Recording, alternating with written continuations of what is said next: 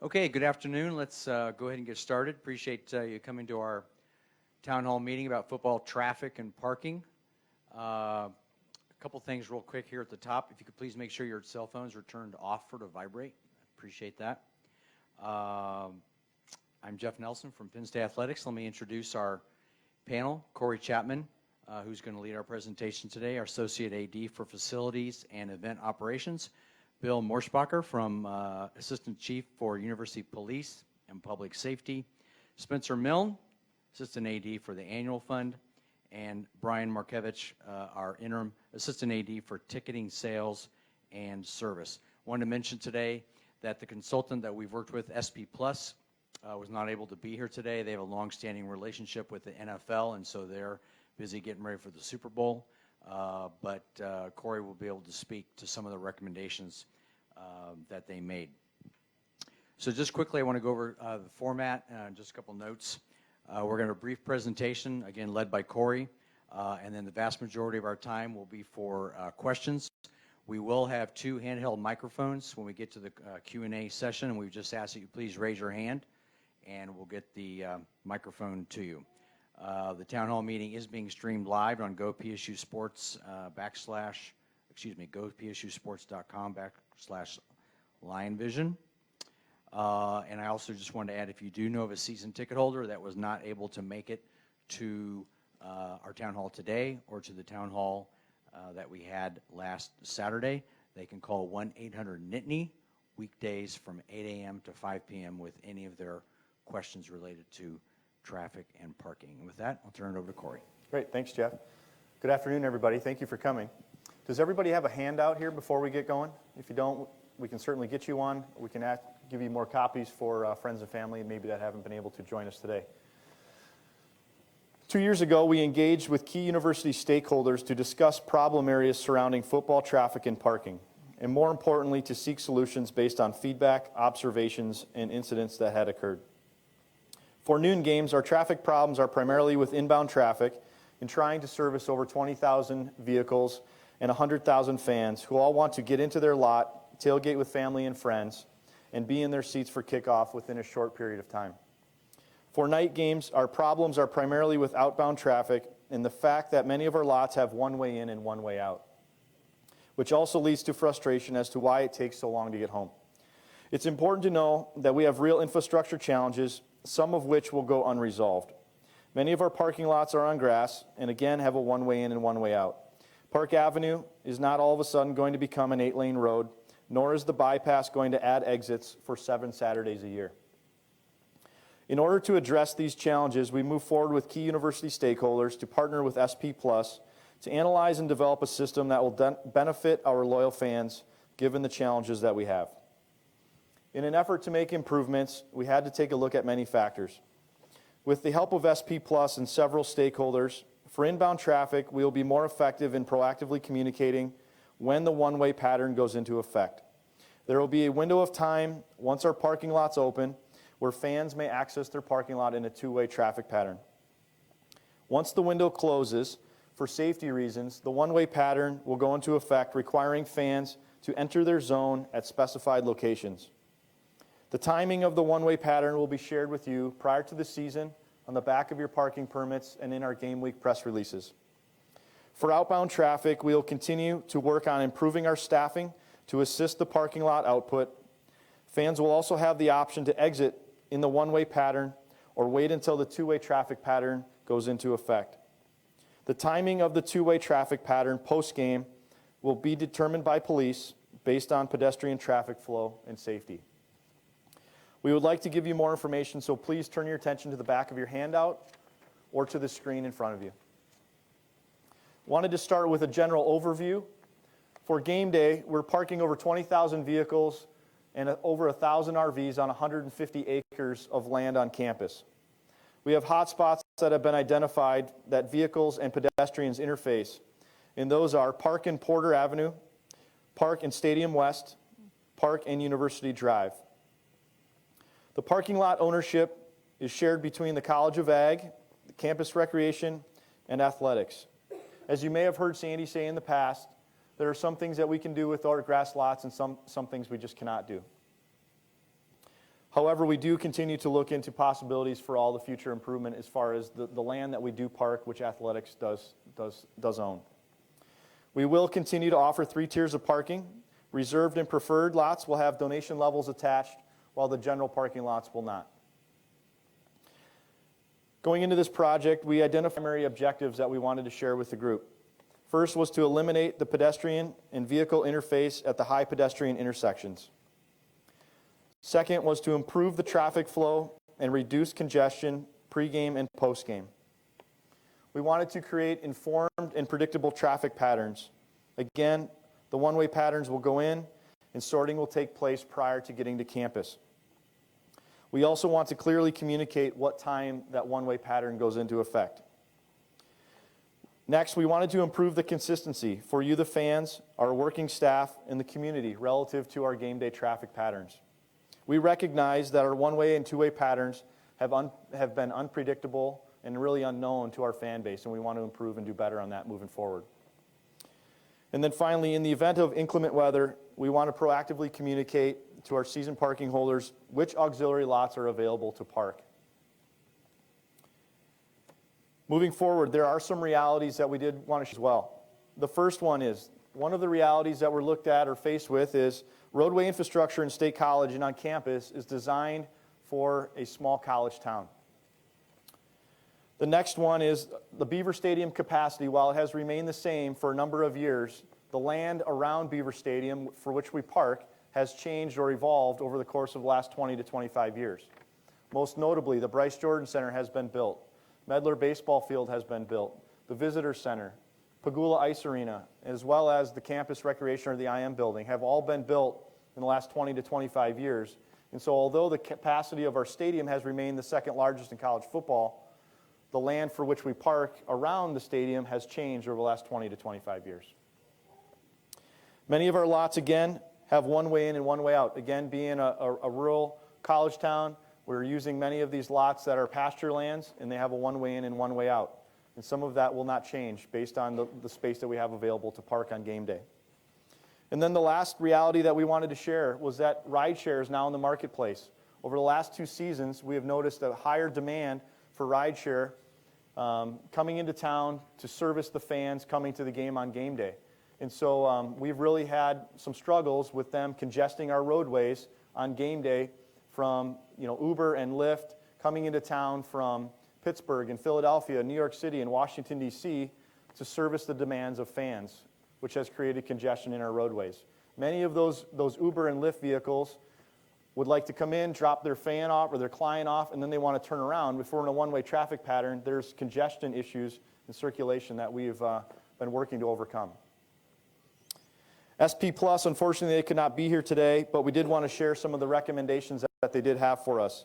The one thing that I thought was fascinating going into this, and I'd like to share, is that they do not have a cookie-cutter system that they go to every NFL venue or Division I stadium and just implement that system everywhere they go. They really descended upon Happy Valley, had a big team, they had a lot of videotape, and really they developed a plan based on our roadway infrastructure and what would work best for us. And so the first thing that they suggested to us was to implement a 4-zone system. Again, based on where our parking lots are, based on where the roadways were, that was the suggestion from them, was a 4-zone system. Next, they suggested that we reduce the number of cash lots that we offered. There were many factors involved with cash lots, and they suggested that we reduce the number that we had. In the old model, we had over 10, and now we'd be reducing this to about 3.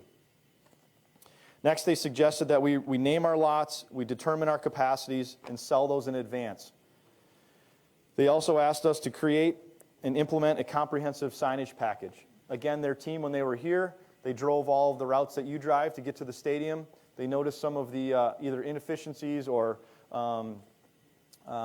challenges that we had with our signage package, and so they really challenged us to implement a new signage package in the roadways. And then the last recommendation that they had was to create a rideshare area and to do a better job of controlling our messaging. So from there, from SP Plus's recommendation, the key university stakeholders had gotten together and looked to implement some of these changes for the 2019 season. The first one was to implement the 4-zone system. Again, once the one-way traffic pattern goes into effect, fans will be required to enter the zone at specific locations. I did want to take some time and go through what those specific locations were, so we're clear on those. In the west zone, from Atherton to Park Avenue, that first location, that first checkpoint would be at Park and Allen. Park and Allen from the west. In the north zone, Toff Trees and Fox Hollow would be that location at the north zone. In the east, Park Avenue and Hospital Drive would be the area that first access zone would be.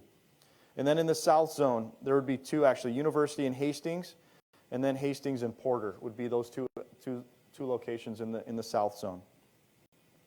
Again, we'll do a better job of effectively communicating ahead of the season what time the two-way and one-way patterns will be put into place. The next improvement that we'll make for the 2019 season, our parking lots will be numbered, and all of our capacities and all of our lots will be determined. Not only will this help our traffic and greatly reduce our efforts in the event of foul weather, but now we also have the ability to communicate to all of our account holders that have bought parking in terms of where we would like you to go in order to catch a shuttle moving forward if we do incur foul weather. To pre-sell general parking for specific lots. To create and improve traffic signage as recommended. To create the one-way traffic pattern times for each game. And how that would work is we would determine that one-way traffic pattern pre-game for all of our noon games for the 2019 season, for all of our 3:30 games, and then for all of our night primetime games. And so that would not change at all during the 2019 season. Okay? Next, to relocate the family-friendly lot into the south zone. It was formerly in the west zone. It would now be in the south zone for the 2019 season. And then lastly, for 2019, the reserved spaces have been added to lot 46. They were previously yellow general parking. Next, I'd like to turn it over to Brian to talk a little bit more about the selection process for the general parking season pass holders. Thanks, Corey. So with the parking general selection process, for any of you who have ever participated in seat selection for your football season tickets, this process will be very similar. So the parking selection process will begin in April. Accounts will be ranked by Nittany Lion Club point total order, so you'll be assigned a date and a time that you can go in to then select the lot that you desire. And so we'll have a couple different waves of parking selection. The first wave will be for season ticket holders who had general parking for the 2018 season, who have renewed that parking for the 2019 season. So they'll have first priority.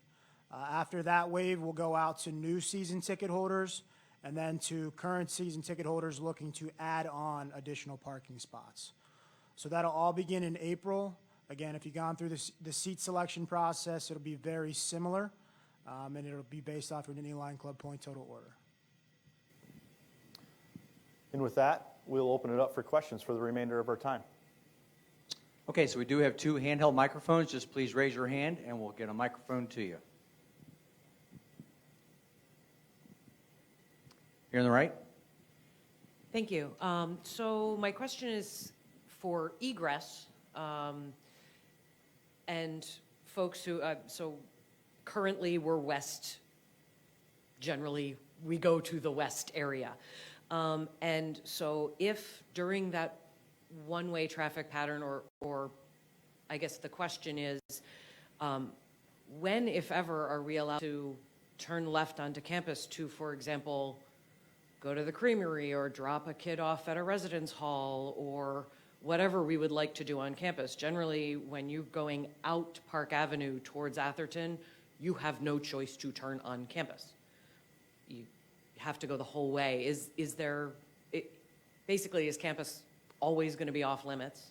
No, you can turn. I'm sorry, yeah, you can turn. Bigler Road is controlled for a variety of reasons, but if you can go to Shortledge or Allen, you can turn there. Okay. Just Consistent.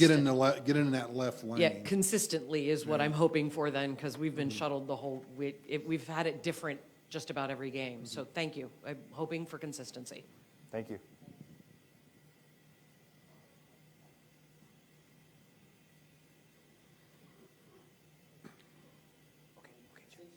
That the the parking is going to be by Nittany Lion Club points.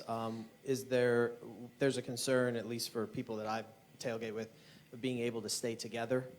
So my cousin has way more points than I do, and I have, much fewer since he's had them for over a generation. So is there going to be an opportunity to stay together? Would, say, he be able to purchase more than one set of parking passes for a specific lot when he gets to go? Because otherwise we could all be splintered and not be able to tailgate. And I know tailgating is a big part of, the whole experience. And losing that, I know my mom and dad might not be able to come either because they're not season ticket holders. So people like them who come to a few games, they would normally also park with us and we'd all caravan in. Yeah, so I guess the first part of that question, if your friend has significantly more Nittany Lion Club point totals than you, my suggestion would be, so he'll be assigned that date and time. That's the earliest he can go in. That doesn't necessarily mean that's when he would have to select. So what I would suggest in that situation is if he would wait until your time arrives, and then you guys go in and try to obtain the same lot that way. He doesn't have to select at his time. That's just the earliest that he could go into. Does that answer everything for you? So what about people who don't have season tickets? So are they going to be, would they be the last ones? Is there going to be a general public sale opportunity and whatever's left is left? Yeah, so like I said, we'll go through that initial process. Current season ticket holders who renewed, new, and then season ticket holders looking to add on. After we get through that process, whatever we have left would be available to the public, subject to availability. And then we also will have any remaining parking lots will be for our single game purchases. Because as you mentioned, we realize that tailgating is an extremely important part of this whole experience. You guys are in the parking lot for 10 hours and you're in the stadium for 3. So, we want to make sure we're hearing your concerns and taking everything into consideration to make sure we're providing that best game day experience we can. Is there a plan that you might be able to buy more than one, or is it just one per? So the maximum number of passes an account can have is 3. So if he had one that he renewed going into 2019, initially he would select one. And then once we get through that process, he would have an opportunity to add additional passes. Yep. Okay, back left here. Okay, I was asking, when you do your selection, is it by the zone, or you actually have to pick the actual lot number you want? It would be the actual lot, so it would be an assigned lot number. Wow.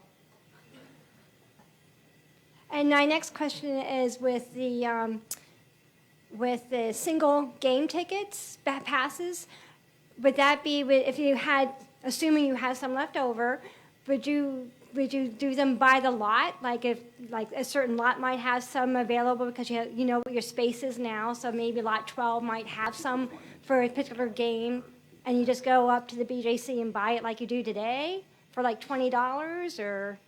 Correct, yeah. So and it'd be per lot then at that time? correct. Single game in parking inventory would be based on what's left over after the season parking selection process. But yes, it would be for an assigned lot based off what is left over after we get through our season parking selection process. Boy, no tailgating, huh? 25. Could I just ask before we've heard this has been a common topic in the other town halls that we've done. Just quick show of hands, would you prefer to have general parking by zone, or would you rather have general parking by a specific lot? And we've heard both. We've heard that people would rather know where they're going to go for the season and have that pass, or people would rather say, I'm going to buy general parking in the west zone, and so you can go into 11 or 12. So maybe first show of hands, general parking by zone, and people that would rather have general parking by specific lot. That would hold true for what we've seen elsewhere. Looks like 50-50, Corey. Yeah.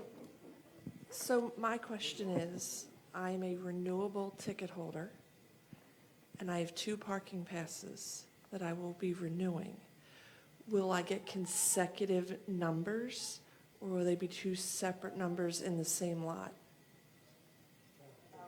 So general, so no numbers. Yeah, so our general lots don't have reserved spaces. You would get two parking permits for that specific lot. Okay. Go ahead, back here on the left. Okay, thank you. Thank you for holding this session, by the way. My question deals with tailgating, of course. And we live on the west side, so I will probably choose a lot on the west. And my son lives on the east, so he will probably choose one from the east. And we occasionally like to get together and tailgate. Is there any way to, in season, change your spot? I think I know the answer, but I'll ask it anyway. In other words, trade it in. Yeah, so our plans as of right now is, yeah, there would be no exchanging. You would be assigned to that lot, and you would have to park in that lot. Yep. So a solution then for him or for you, I mean, one of the cash lots in that zone if it was on a single game basis as space is available. Yep. Back middle, go ahead. A few years ago, you allowed us to transfer tickets if we so desired. And I took advantage of that and transferred tickets to 2 different of my grandchildren. And so now they each have half of the tickets that I had. And I'm assuming that the Nittany Lion Club points did not go along with those tickets when we transferred them, although I don't know that. But if they did, if they didn't, then my 2 grandchildren have virtually no points or very few points. But I've been buying these tickets since, I don't know, the past 30 or 35 years. So is there any way that something could be worked out there? Because I still pay for the tickets, and my grandchildren enjoy the use of them. So can I clarify your question? Are you asking whether points can be transferred and parking? Well, points combined, so that, because I only buy 1 yellow parking pass. Okay? And they just meet together and so on. But when it comes to having to pick a specific lot, and it's going to go by Nittany Lion Club points, I would be better off if I can put those together. Correct, but points do not transfer between accounts, so it is an individual donor ranking and rating based on your giving So in other for words, that account. So in other words, by my having transferred my tickets some years ago, I lost those points and I can't get them back together. You maintain those in your own account, but they did not transfer to the accounts where you transferred those seats. Okay. I'll have to look into that and see what I've got where, because there are 2 separate accounts. And you're right, I still have an account, I just don't buy any tickets for me. Right. Okay, thank you. Just trying to clarify relative to the process part of this. I put in for 2, I bought 2 yellow parking passes last season. So when my turn comes initially, I can only pick 1 first and then I wait, or because I already had 2 last year, I can ask for both locations initially. Yeah, so if you had 2 last year and you've renewed 2 for the 2019 season, you will be able to select 2 lots during that initial phase. It's based off the number of passes that you've renewed for the 2019 season. So if you only had 1, then you would be 1. But since you renewed 2, you can select 2 at that first time. My question is on the, again, there's always the opportunity potentially to upgrade. When will the pricing be known for if you wanted to move to preferred from general, for instance? Has that already been determined, and when will that be communicated? So if you want to upgrade your current general pass to preferred, you need to contact 1-800-NITNY or Go Lions. Let us know immediately, because we will start that process mid-February. Okay.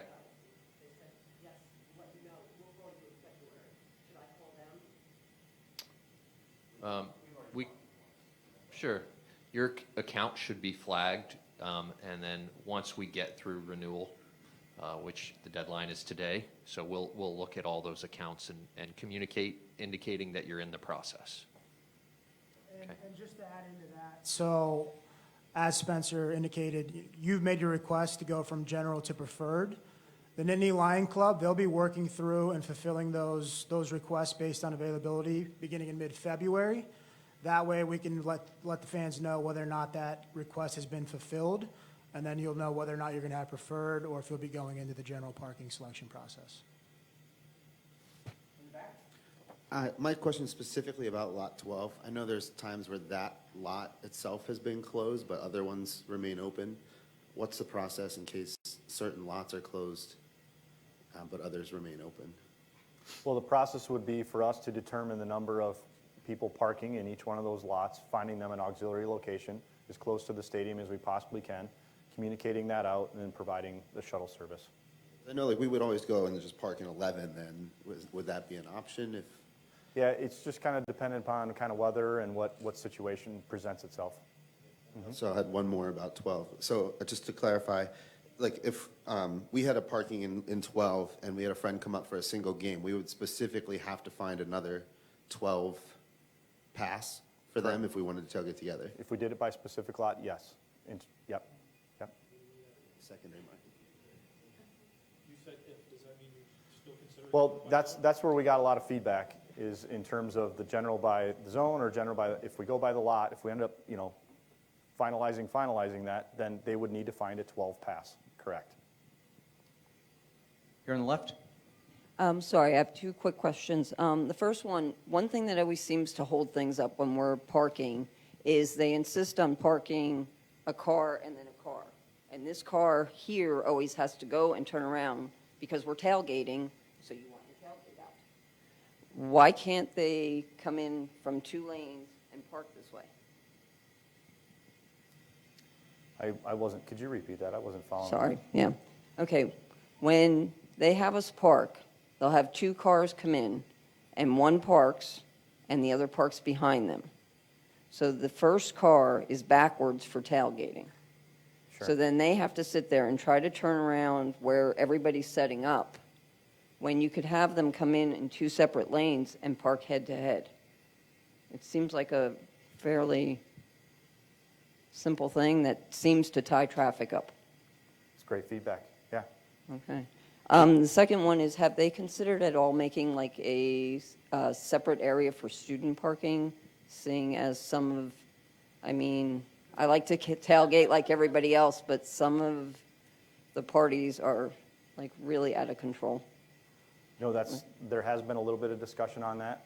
I don't know that there's been any clear decisions that have been made, but that has been a discussion point. Yep. Thank you. Thank you. In the back right. Hi, first of all, thank you for taking our questions and comments. One quick question and then one suggestion. A lot of hot spots have been discussed. Obviously, Park Ave and North Atherton, with the traffic coming from downtown and making a right, North Atherton coming in and making a left. Can you give some specific reasons as to why those 2 lights can't be a solid green, making Park a one-way, 2 lanes from 7 a.m. on, at least down to, I don't know, Porter or University, regardless of kick time? Because I think it makes me anxious and nervous. The time hasn't been determined, but especially for a noon kick, if the magical time is 9, I've sat on campus at 7 a.m. in a standstill trying to get onto Park or onto Park from those other 2 ways. If you know the storm is coming outside of manpower and obviously other logistics, what can it hurt to have the gates open or the road open one way, 2 lanes at 7?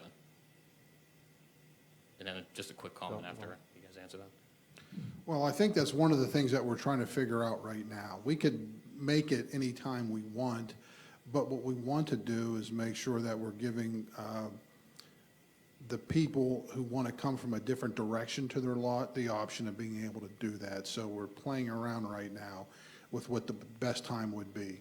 So for example, I'm going to throw this out there just as a possibility, and we're not saying this what it is. Let's say for a noon kickoff, we're going to go into a one-way around maybe 8 or 9, okay? So people who want to come from any kind of direction they want, they can come early in the morning, and then when we get in the one-way, it would be a one-way pattern. So I think as Corey said, we just haven't really identified what that time will be yet, but we will identify it and we will let everybody know what it is. So all the 12 o'clock games in the season will have the same one-way, all the 3:30 will have the same one-way. And the night games, we know by default, are going to be later in the afternoon. Okay, yeah, I was just thinking, because there aren't too many lots, if it's one way from Park to University or even a little bit further up, that, I mean, all those people are going to Yellow.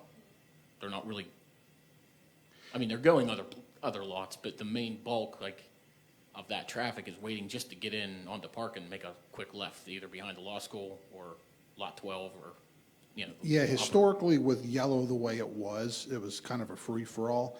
But now where you have to select a lot, I think a lot of that's going to go away, or at least I hope. A lot of that will go away. And like I said, there's some things we're working on to tweak to try to make it as good as we can make it. So we'll get that out to everybody. Okay, one quick suggestion also. I know it's utilized for bad weather situations.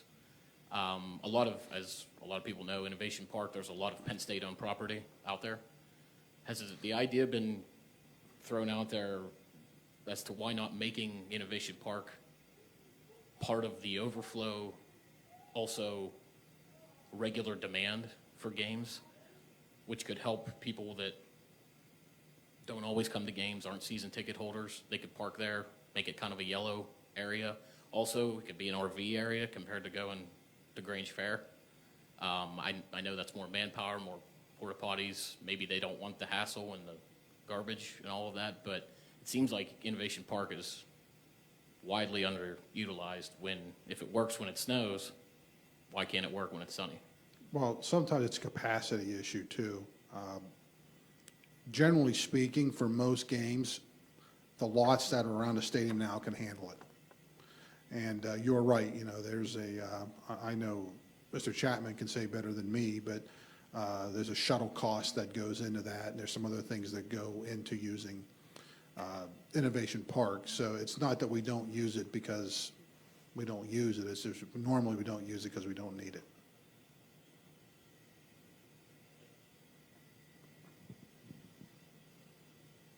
Additional questions? Yep.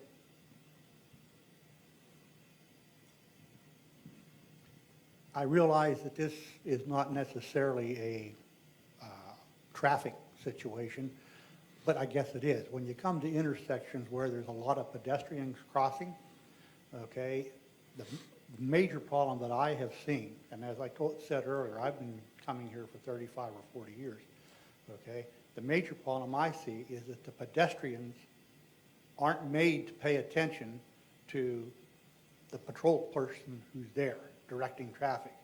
And they get out in front of cars, and obviously the car can't run them over. So they have to stop, and then that backs things up. And then the next thing that happens is it might have been a couple going across that caused this, but now a whole bunch of people come behind them. And it really messes things up. Pedestrian traffic needs to be better controlled, in my opinion. Thank you. One more thing. And I go, no, this is not in regards to the yellow parking.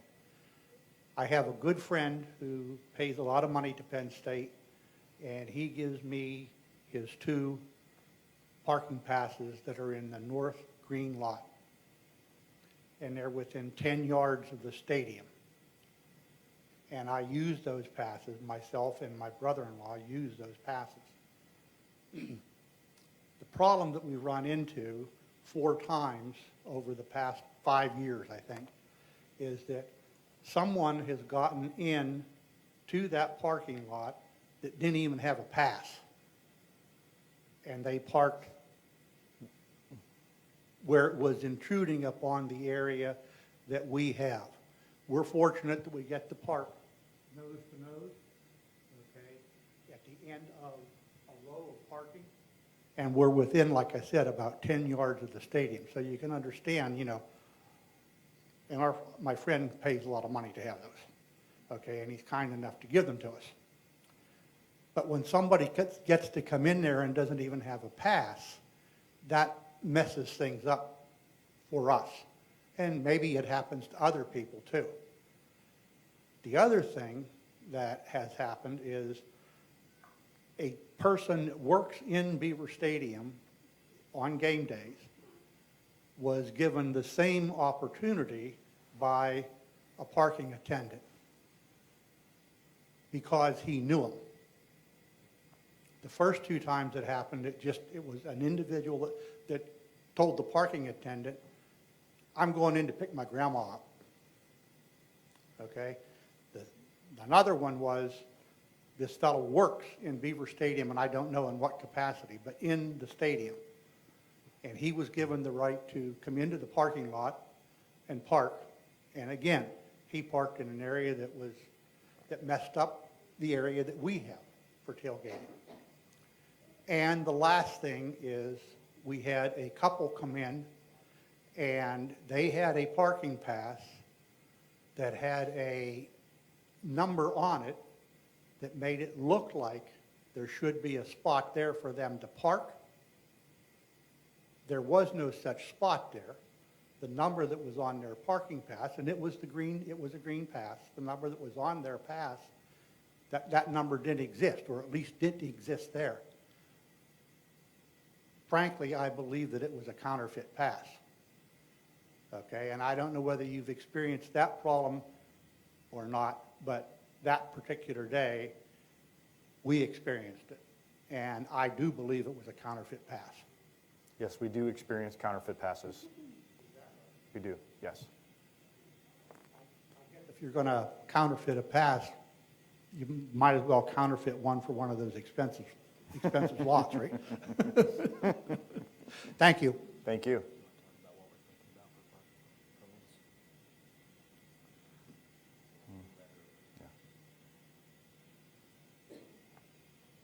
Hi, I know you guys had mentioned the post-game issues, and I know a lot of people here probably experienced the late games sitting for 2.5 hours behind the Arboretum without moving at all. I was just wondering if you're going to put more staff on that or something, because there were people going up and around barriers that were there, going through the mud, up hills to get in front of the line of people that were sitting there waiting for 2+ hours. And I think that Lot 12 had been closed that game, so it just seems like there should have been more people there to help get people out on the road, because once we got on Park Avenue, it was empty. Sure. You know, staffing is a reality or challenge that we have, and it is something that we're looking through our options right now to figure out where we can pull more resources from in order to improve the output post-game. Absolutely.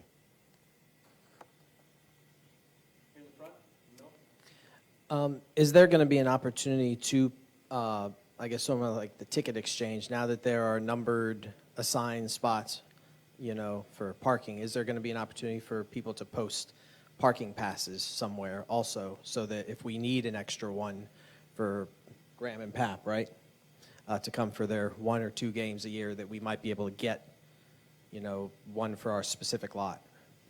Well, first I want to just address that we don't have assigned spaces inside general lots.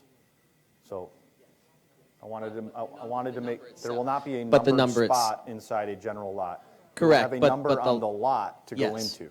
Yes, so that, but to be able to get a lot 12 parking pass is what I mean. Yes, yeah, I know that. Yeah, so in regards to being able to post parking passes for resale, that's definitely something that we're working towards, as we realize that would improve the customer experience. However, there are a lot of challenges that face us right now with being able to execute that process efficiently. One just being the technology restrictions that we're faced with. When you scan parking, essentially when you resell something, you have to scan it. Otherwise, all you're doing is creating duplicates. And so right now, we don't have the connectivity in place to support that. That's something that we're certainly working towards. I can't give you an idea of when, but that is something that we want to get to sooner rather than later. So you're going to go to e-tickets this year, right? Only e-tickets? Mobile ticket, so we have eliminated printed home, so mobile will be more prevalent this year, but yes, correct. What about parking passes? Are they going to still be physical paper? Yes.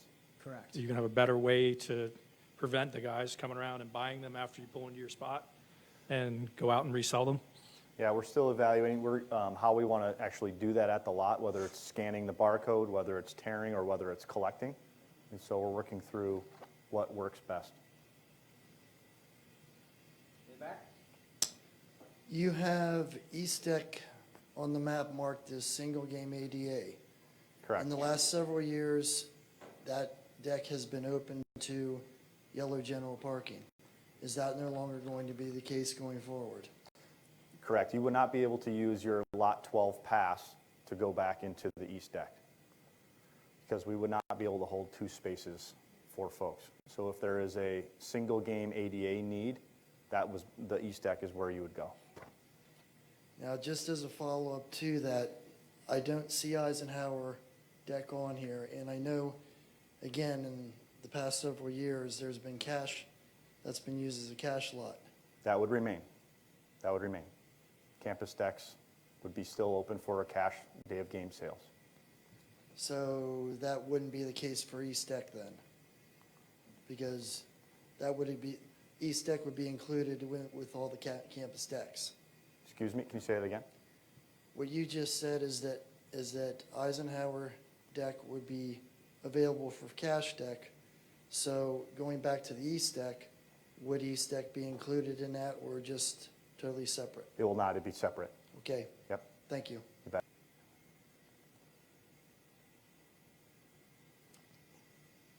Excuse me. Since the general lots aren't numbered or lined per se, and there are many different kinds of shapes, how are you going to determine capacity and how are you going to manage that on a routine basis? I know the one lot I'm very familiar with, Lot 47, we've had all kinds of problems over the years. There's lots of capacity in there, and yet the lot person standing out there with the security horse will pull it across and say, oh, there's no more spaces. And we know there's more spaces. And we can see right up, into the grass that there's 4, 5, 6, 8, 10 more. But, in the past, she shut it off. Mm-hmm. How are you going to sort of calculate capacity and how are you going to manage capacity given that it's not lined and people are going to come in and kind of pull their cars into tailgate and they may or may not do it as efficiently as possible? Well, all those things are the issues. inefficiencies are certainly something that we're challenging with, which we continue to work with our parkers, because all of those inches add up. And so we do calculate it based on acreage for all of our general lots. And so there's a certain number of cars per acre that we calculate each of those general lots. So do we know what that capacity is for certain lots already then? We do, yes. Is that? I don't have them memorized, however. I know. I'm curious about one lot in particular, so.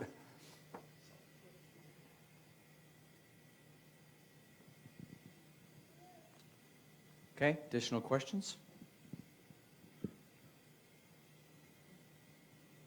Well, thank you all for coming and for being here today. It's really important that we get your feedback, and we appreciate your time. Thank you.